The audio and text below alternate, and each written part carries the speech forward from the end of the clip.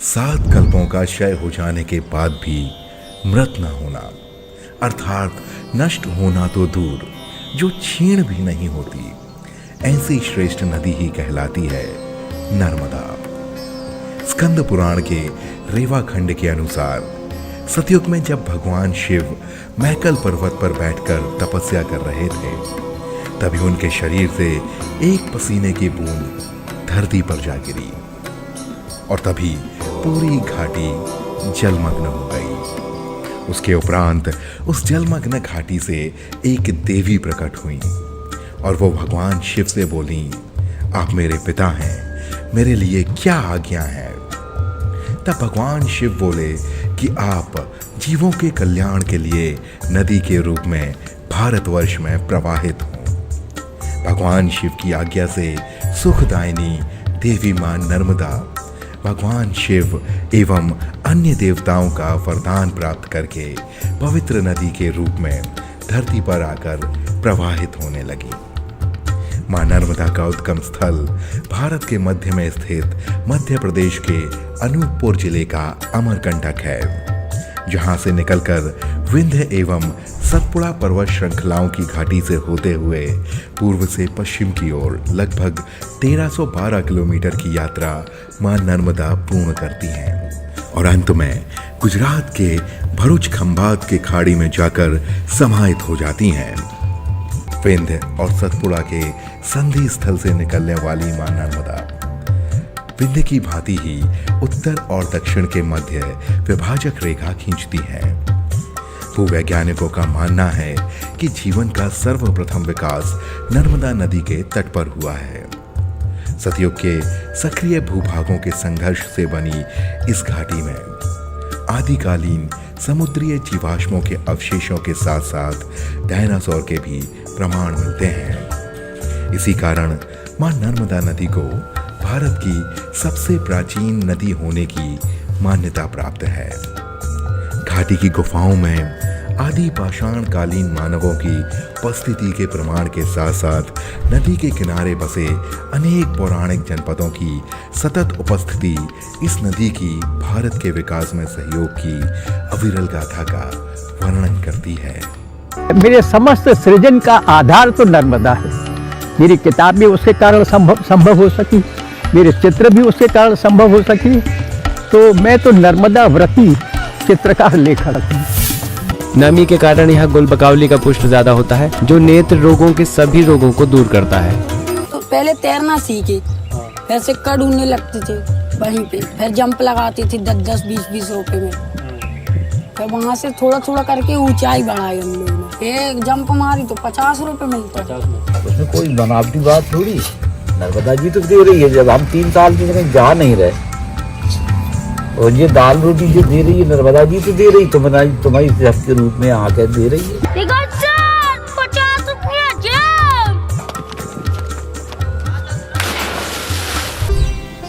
मां नर्मदा ऐतिहासिक रूप से ही नहीं बल्कि पौराणिक रूप से भी अति महत्वपूर्ण है। भारतवर्ष में महादेव के प्राचीन तीर्थ जिनका उल्लेख पुराणों में भी है, वे सभी तीर्थ मां नर्मदा के किनारे आपको दिखाई पड़ जाएंगे।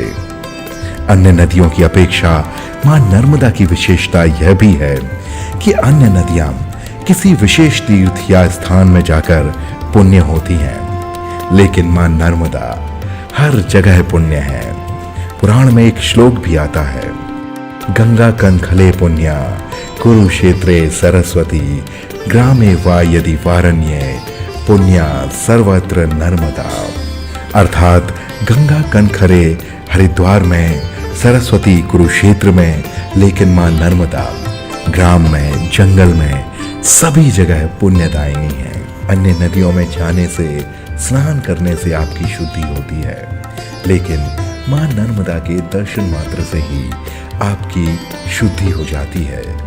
पुराण में भी इसका वर्णन आता है, त्रिभी सारस्वतम तोयम सप्ताहेन त्वयामुनम सद्धा पुनीति गांगयीम दर्शनादेव नर्मदा। अर्थात सरस्वती 3 दिन, यमुना 7 दिन तथा गंगा में 1 दिन स्नान करने से मनुष्य पावन होता है, लेकिन नर्मदा के दर्शन मात्र से ही व्यक्ति पवित्र हो जाता है। तो यहाँ से कहीं जाने का मन ही नहीं करता। जी जी। ना कहीं तीर्थ जाने का मन करता है, क्योंकि मैया के दोनों तटों पे ही सारे तीर्थ हैं। जी। गंगा जी में नहाने का फल है, जमुना जी में वो 3 दिन का फल है, 3 दिन स्नान करना पड़ता है, और नर्मदा मैया में क्या है, तत्काल फल है, तत्काल फल है। इसलिए नर्मदा मैया परम पावनी, तरन तारिणी, मंगलदायिनी, और दर्शन करने से ही मुक्ति हो जाती है। इसलिए इतना बड़ा महात्म है। और ये जो आप शिवलिंग देख रहे हैं 350 वर्ष पुराना शिवलिंग है सर। ये कहाँ पर? ये सामने को आप व्हाइट वाला शिवलिंग देख रहे हैं ना, ये ऊपर? जी, ये 350 वर्ष पुराना है। अहिल्याबाई ने रखा था, इंदौर की महारानी है ये। अच्छा जी, नर्मदा जी की बहुत बड़ी भक्त थी वो। नर्मदा अंचल में मां नर्मदा जी की बड़ी बड़ा शक्ति और अपार नर्मदा हर व्यक्ति के अंदर समाये है। दुख पीड़ा कष्ट हरण करते हैं, जानते हैं, सबका हरण करते हैं, सबका पालन करते हैं, सबको शीतल देते हैं, अन्न क्षेत्र भी देते हैं। माँ जितने रूप है उनमें अन्न व्यापक माँ नर्मदा का स्वरूप है, अलग अलग उसका विधान है।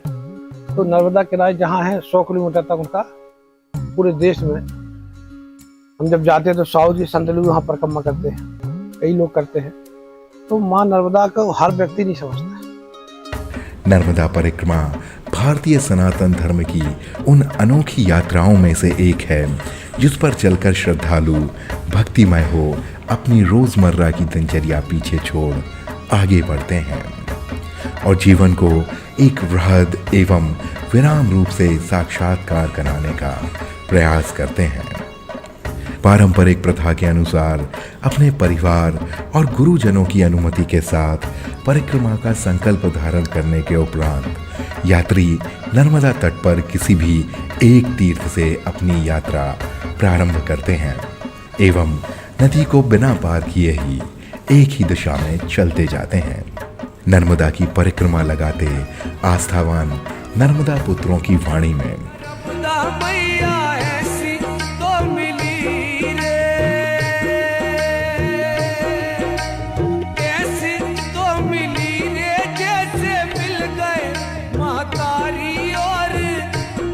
जैसे लंबे टेर वाले लमतेरा गीत सुनाई पड़ते रहते हैं।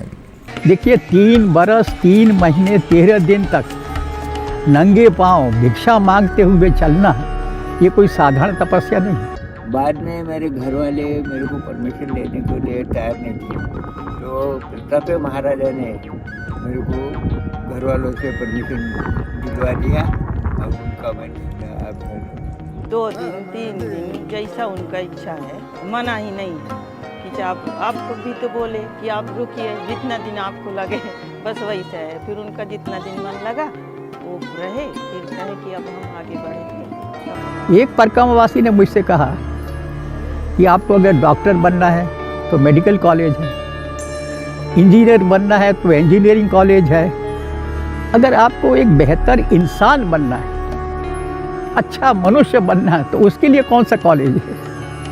फिर उन्होंने ही कहा कि इसके लिए ये नर्मदा परिक्रमा है। वो नदियाँ पवित्र रखना चाहिए। माँ नर्मदा का स्वरूप बड़ा व्यापक है। राजा मैकल की मैकल सुता सोननद की कथाओं के साथ ही बाज बहादुर रानी रूपमती की कथाओं को नर्मदा माई अपने आप में समेटे हुए है।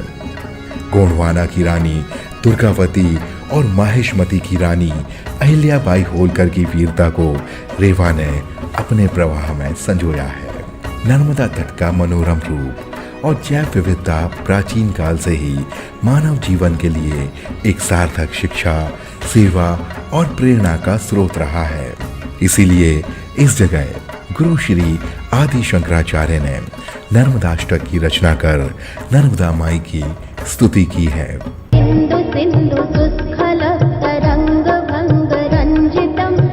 इनकी नदियों की साफ गंदगी नहीं फैलाएं, क्योंकि कोई चीज कचरा डालेंगे तो हमारे दिमाग में, मस्तिष्क में, व्यवहार में कचरा पैदा हो जाएगा। इसलिए हमको इनको पवित्र रखना चाहिए।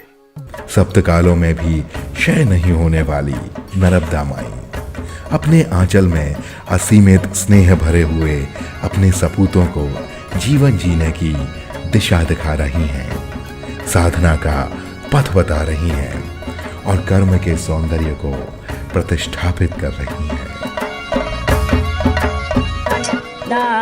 के गाड़ घेरा रे हरी अरे आबादेपुरी से